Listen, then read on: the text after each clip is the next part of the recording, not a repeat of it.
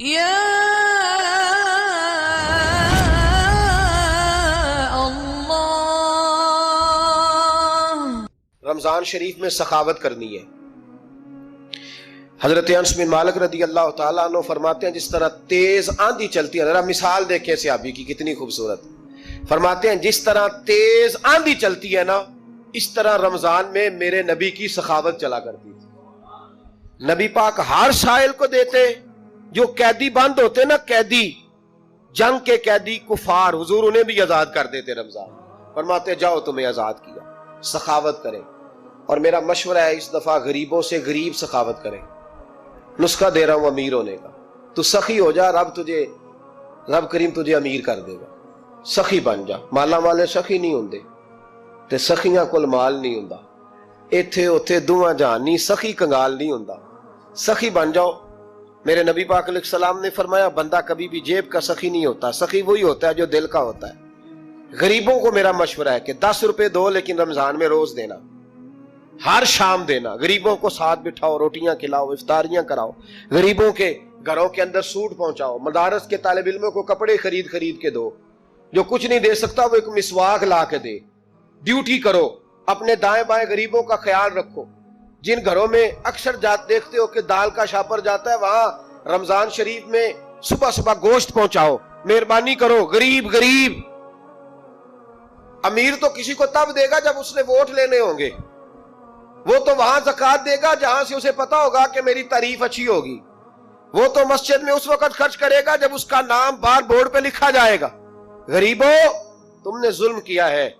اگر تم اپنی 4 غریب بھائی مل کے ایک غریبنی بہن کا خیال رکھتے تو اس غریبنی کو محلے کے چودھری کے پاس نہ جانا پڑتا۔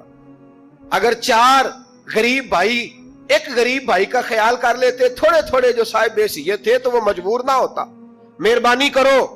حضرت عبداللہ ابن عمر رضی اللہ تعالیٰ عنہ ہر روز مدینے کے مسکینوں کو ڈھونڈ کے لاتے تھے، فرماتے تھے کہ ان کو ایک تھیلا دینا میں عزت نہیں سمجھتا، ڈھونڈ کے لاتے غریبوں کو اور اپنے سامنے دسترخوان بچھاتے رمضان میں، اور پھر ان پہ کھانے چنتے اور فرماتے غریب کھائیں گے تو میرا اللہ راضی ہوگا، ساتھ بٹھا کے کھلاتے۔ ایک بڑی عجیب بات ہو گئی، گھروں میں ہو جاتی ہے، جن گھروں میں زیادہ مہمان آتے ہیں وہاں یہ مسئلے بن جاتے ہیں۔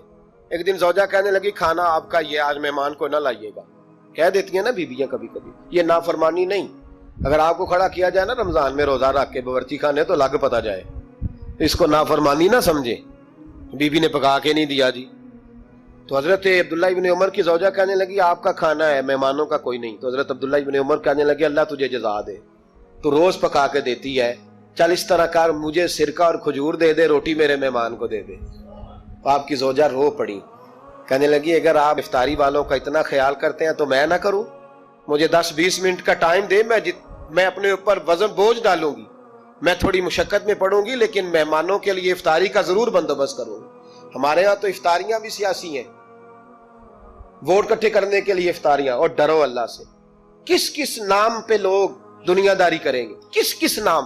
غریبوں کو کھلاؤ کھانا جن کو سارا سال گوشت ملتا ہے ان کی۔ میں کل یونیورسٹی میں کہہ رہا تھا کہ بڑا ہاتھی ہوتا ہے پر بادشاہ شیر ہوتا ہے، اس لیے کہ شیر ہفتے میں 1 دن گوشت کھاتا ہے، اگر روز کھائے نا تو اس سے بھی نہ اٹھا جائے، جس طرح ہم سے نہیں اٹھا جاتا، اس سے اٹھا کوئی نہ جائے، وہ ہفتے میں 1 دن کھاتا۔ مگرمچھ سب سے دلیر جانور ہے دریائی جانوروں میں سے، لیکن 24 گھنٹے میں 700 گرام کھانا کھاتی ہے، اور شیر کا بھی پنجہ پکڑ لے تو شیر چھڑا نہیں سکتا، روٹی کھا کے تو حال ہی کوئی نہیں قوم کا۔ تو مہربانی فرمائے، فاقہ آپ کو طاقتور کرے گا، اور جتنا زیادہ انسان کھاتا ہے شہوانی قوتیں زیادہ ہوتی ہیں، اس لیے نبی پاک نے کہا تھا نوجوانوں کو یا شادی کر لو یا روزے رکھا کرو۔ اگر زیادہ روٹیاں کھاؤ گے تو تمہارے اندر نفسانی اور شہوانی قوتیں زیادہ پروان چڑھیں۔ تو مہربانی فرمائے رمضان میں غریبوں کے فاقوں کا خیال کریں، انہیں پہنچا کے آئیں، گھر جا کے دے کے آئیں۔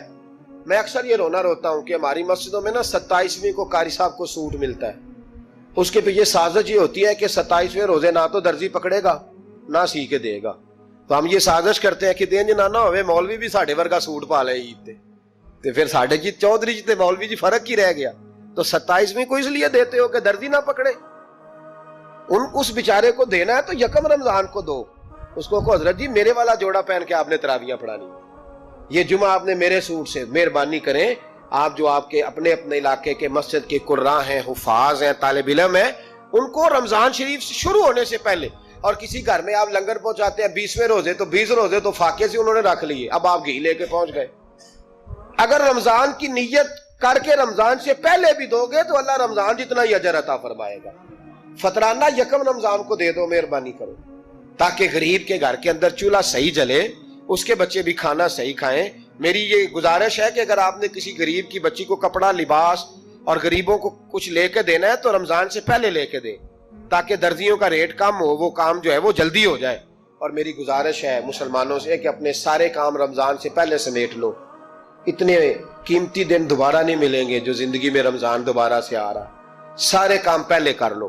ہمارے ہاں تو آپ یقین کر لیں نہ درزی تراویاں پڑھتا ہے، نہ کپڑوں والا پڑھتا ہے، نہ کاج بٹن والا پڑھتا ہے، نہ نلکی والا پڑھتا ہے۔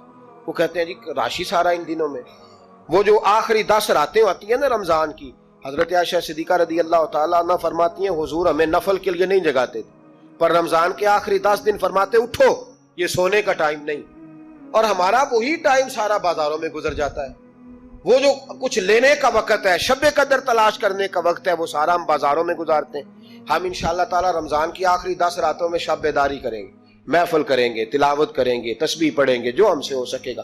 مسجدوں کا رخ کریں، یہاں پہنچ سکتے ہیں تو یہاں پہنچ جائیں، لیکن اپنا وقت ضائع نہ کریں، کوئی ایسا کام نہ کریں کہ جس میں ایک لمحہ بھی رمضان المبارک کا ضائع ہو۔ آخری بات سنیں، رمضان میں ہم نے کیا کرنا ہے؟ سارا سال دین کے لیے کوشش کی ضرورت ہے، سارا سال ہم جب کہیں جا کے دین کی بات کرتے ہیں تو ہمیں ایسا لگتا ہے کہ یہ لوگ بیچارے ترس رہے تھے کہ کاش کبھی پہلے ہمیں بات سننے کو ملتی۔ دین کی بات کی ہر وقت ضرورت ہے۔ رمضان کے اندر لوہا گرم ہوتا ہے، کیوں بھلا؟ شیطان قید ہو جاتا ہے۔ پہلے جب دین کا کام ہوتا ہے تو دو قوتیں آپس میں لڑتی ہیں، ہم تبلیغ کرتے ہیں، ایک دوسرے کو پیغام دیتے ہیں، شیطان جواب کے اندر کیا کرتا ہے کہ جب ہم یہاں کسی آدمی نے بات کی یا سنی تو بڑا دل نرم ہو گیا، لیکن جب گھر گئے تو شیطان نے پھر وسوسہ ڈال دیا۔ رمضان میں ایسے نہیں ہوتا، صرف تبلیغ ہوتی ہے، شیطان قید ہوتا ہے، وہ کوئی غلط مشورہ دینے کی پوزیشن میں نہیں ہوتا۔